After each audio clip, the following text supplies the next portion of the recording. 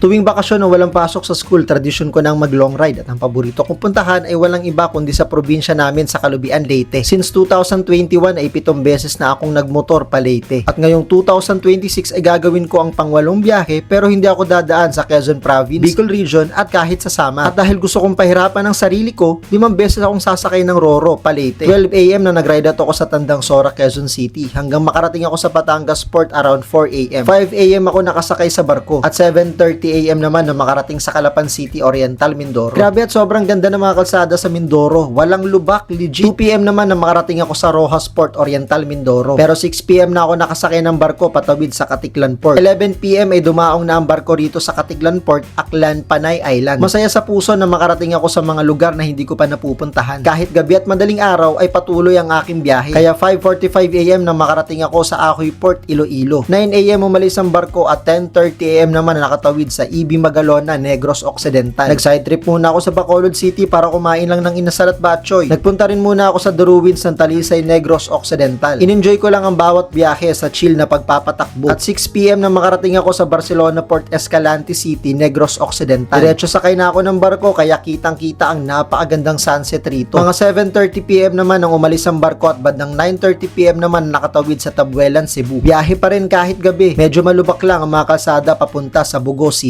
Buti at may nadaanan akong barbecuehan sa San Remio, Cebu. Kahit nakapaghapunan ako nitong inasal with puso. 11 PM na makarating ako sa Bugo City Port. 1 AM ako nakasakay ng barko patawid sa Palumpon, Leyte. Bale, ito yung panlimang sakay ko ng barko papuntang Calubian, Leyte. Mga 3:30 AM naman na makatawid ako rito sa Palumpon, Leyte. At ilang oras mula rito ay makakarating na ako sa Calubian, Leyte. Kaya diretso pa rin ang biyahe. Konting pahinga at kape muna rito sa Tabango, Leyte. Sinalubong ako ng pagsikat ng araw rito sa San Isidro, Leyte. At ang gaan lang sa pakiramdam na nagawa ko ang isa sa mga pangarap kong biyahe, ang makarating dito sa Calubian, Leyte ng ligtas at masaya. Mapapanood ang part 1 and part 2 nitong aking biyahe rito sa YouTube. Kaya't pag-usapan natin kung magkano ba ang pamasahe sa bawat rorong aking sinakyan. Pero bago tayo magpatuloy ay shoutout sa mga sumusunod. Shoutout kay Ronald Cagente ng Taguig, Walter Parina Dagasdas from Macupa, Leyte, Batoy Ebina from Montalban, Edmond P. Salarda from Burak, Tolosa, Leyte, Randiliano from Sitio Babagon, Pomponan, Baybay City, Leyte, Paul Jan Abique from Kuwait, Ari Soriano from Lipa City, Batangas, Ma'am She and Resty from Sauyo, Quezon City, Zander Lexus Balanay from Commonwealth, Quezon City, Rodel Cabillan from Dasma, Cavite and Barangay Matagok, Calubian, Leyte, Pastor Ereneo Carabello from Angono, Rizal, June Fedenato from Tarlac City and Masbate City, Melvin Maala from Luzon Avenue, Quezon City and Looc, Biliran. At please like and subscribe bilang suporta. Kaya tara pag-usapan natin ang naging biyaheng ito.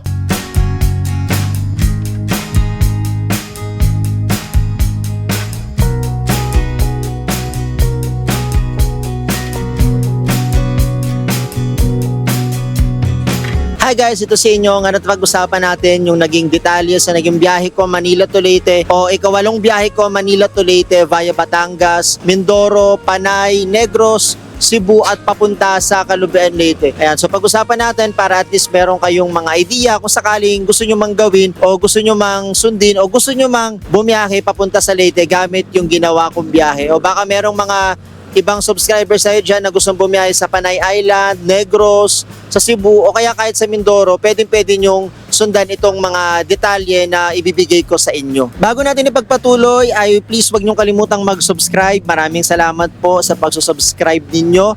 At pwede nyo rin pong i-like yung video na to kung nagustuhan ninyo yung mga ganitong klase ng content or gusto nyo yung mga content tungkol sa pagbabiyahe-biyahe. At pwede rin kayong mag-comment o magtanong ng iba pang mga dapat nyong itanong sa detalye na naging biyahe ko Manila to Leyte. Kaya naman guys, gusto ko lang ipakilala sa inyo yung aking legendary motorsiklo, itong nasa likod ko, si ADV 150.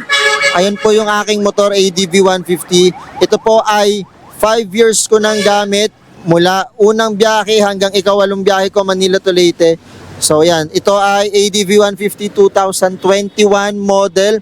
At meron na po siyang mileage na 96,000 as of today. So, ito yung aking gamit na motor palagi sa aking biyahe. Grabe at napaka-legendary sa akin ng motor na to dahil sobrang tibay, sobrang maasahan at ganun pa rin kahit 5 years na siya o nakailang biyahe na ako Manila to Leyte at 96 na yung mileage niya, ay napaka-komportable pa rin niyang biyahiin. Para sa mga automatic na motor, importante guys. So, isa sa pinaka-importante ay ang CVT o yung panggilid. Yan, dapat pinapacheck natin yan sa mekaniko. Importante rin dyan yung air filter. dapat maayos din ang air filter bago para at least nakakahinga ng maayos ang makina natin. Yan yung isa sa pinaka-importante, CVT cleaning. Bukod dyan, yung ating mga preno o brakes, dapat tignan din natin yan, magkabilaan, harap at sa likod, dapat maayos yung braking system natin. Isa sa mga importante din ang gulong. Dapat maayos ang gulong, makapal pa dapat sa mahabang biyahe, importante na makapal ang gulong. Ganon din magkabilaan, harap at likod na gulong. May ibang senaryo lang guys na kahit makapal na yung gulong pero mga 2 years nyo na siyang gamit, ay dapat palitan nyo rin bago kayo mag long ride dahil may possibility na sa sobrang init ng matagal na biyahe, yung gulong na yan ay numinipis at mabilis na mabutas. So kahit makapal pa yung gulong pero nasa 2 years na, palitan nyo na. Para dito sa ADV 150, ito yung gamit ko. So kung nagtatanong kayo kung anong brand ng gulong, Corsa yan guys, sa ADV. Magkabilaan, harap likod, yan ang lagi kong gamit na brand ng gulong, Corsa. Pero hindi ito sponsored kaya hayaan nyo na. So yun guys, wala sa motor o wala sa brand ng motor ang pagbabiyahe o paglulong ride. Kahit anong brand ng motor, kahit anong klaseng motor, makakapag long ride kayo as long as kondisyon yung motor nyo. Kilala nyo na kayang-kaya pa niyang bumiyahe. Kung hindi man, ipacheck na kaagad sa mga mekaniko ninyo para kondisyon ng motor sa pagbiyahe para ligtas tayong makakabiyahe. So yun, pag-usapan na natin guys kung magkano nga ba yung gasto sa bawat pagsakay sa Roro. Ito yung pinaka tinatanong ng halos karamihan sa mga nagko-comment sa naging biyahe ko Manila to Leyte via Batangas, Mindoro, Panay, Negros, Cebu papunta sa Kalubian, Leyte. At kung hindi nyo pa napapanood yung video ng part 1 and part 2 na naging vlog ko, naging biyahe ko Manila to Leyte, mas maigi na panoorin nyo muna yun guys. At tara pag-usapan na natin kung magkano yung mga naging presyo sa o pamasahe ng barko. Ito ay base lamang po sa naging biyahe ko ha, ngayong taon na to. So maaring magbago, maaring mayroong changes, depende kung kailan kayo babiyahe. So unahin natin dito sa Batangas Port, patawid ng Calapan, Mindoro. So around 1,500 pesos din po yung binayaran ko dyan from Batangas Port, patawid ng Calapan, Mindoro. So next naman natin guys ay dito sa Rojas Port sa Mindoro, patawid naman ng Katiklan sa Aklan sa Panay Island. Ako ay dumating sa Rojas Port sa Mindoro ng around 2 PM pero 6 PM pa daw yung dating ng barko, 6 PM pa daw pwedeng makasakay. So mahaba-habang paghihintay din dun sa Rojas Port. Anyway, kapag ini-enjoy nyo naman yung biyahe, masaya kayo, hindi kayo nagmamadali, no? Okay lang kahit medyo matagal yung paghihintay sa pagsakay sa barko. Basta gamitin nyo yung paghihintay na yon bilang pahinga ninyo. So yun guys, yung naging pamasahe ko mula sa Rojas Port sa Mindoro, patawid sa Katiklan sa Panay Island ay 3,450 pesos. 3,400 para sa pamasahe sa barko and then meron pang 50 pesos na toll fee. Ay bukod dyan, meron pa palang 65 pesos na terminal fee. So around 3,515 yung binayaran ko sa barko o lahat-lahat from Rojas Port sa Mindoro patawid ng Katiklan. So yan, may idea na kayo. Sobrang mahal, no? Sobrang pricey lang talaga ng ganitong klase ng biyahe. Anyway, enjoy naman. Sunod natin ay mula sa Iloilo, patawid naman ng Negros. So maraming mga nagko-comment dyan sa comment section na pwede namang tumawid sa may Dumangas. Yes, pwede po. Malaki po yung port sa Dumangas. Marami pong barko patawid ng Bacolod City. Pero mas pinili ko rito sa Ahoy Port sa Iloilo. Dahil wala lang, gusto ko lang. Kanya-kanyang trip lang. So kayo bahala kung saan kayo sasakay. So dito sa Ahoy Port, ito po yung pinakamura na binayaran ko sa Roro. 488 pesos lang po patawid ng Negros sa EB Magalona, Negros Occidental.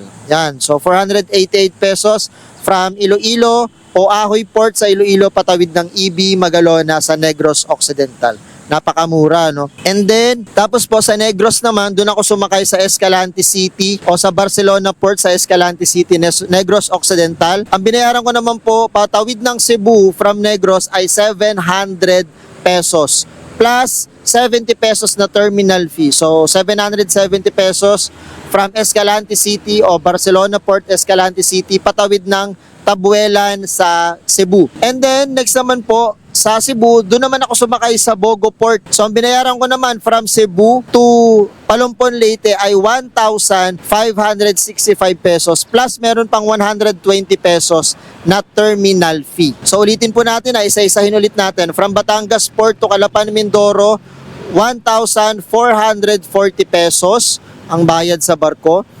From Rojas Port, Mindoro, patawid ng Katiklan, 3,400 pesos ang pamasahe sa barko. From Ahoy Port sa Iloilo, patawid ng EB Magalona sa Negros Occidental, 488 pesos. At from Escalante City, Negros Occidental, patawid naman ng Tabuelan sa Cebu, 700 pesos.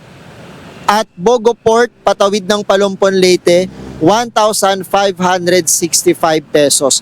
Yun po ang mga pamasahe sa barko, ha? May mga additional fee pa po yan, may mga terminal fee pa po na tinatawag. So yung mga terminal fee naman ay around nasa 60 pesos, 70 pesos, 120 pesos. At sana nagkaroon kayo ng idea guys sa kung magkano yung mga pamasahe patawid sa iba't ibang mga isla sa naging biyahe ko. At kung nakaabot ka sa video na to, please like this video ha kung di ka pa nakalike. At please isubscribe mo na rin tong aking YouTube channel bilang suporta. Maraming salamat. So additional information lang guys, napakaganda ng kalsada sa dinaanan o naging biyahe ko. Batangas, Mindoro, sa Panay Island, sa Negros, napakaganda ng naging biyahe ko. Smooth na smooth, wala akong halos na daan ng lubak. Although napakaganda ng ruta na ginawa ko dahil nga mahaba yung pahinga, konti lang yung biyahe sa motor. Around 5 hours na yung pinakamatagal na biyahe ko ng motor, unlike pag dito tayo dumaan sa Bicol Region o Quezon Province, diba? 13 to 14 hours yung biyahe from Manila to Matnog, and then Samar naman papuntang Tacloban around 9 hours. Pero dito sa ruta na to, mahaba yung naging pahinga dahil maraming sakay ng Roro at konti lang yung biyahe din sa pagsakay sa motor. Yun nga lang, sa kabaliktaran, napakagastos lang ng aking naging biyahe.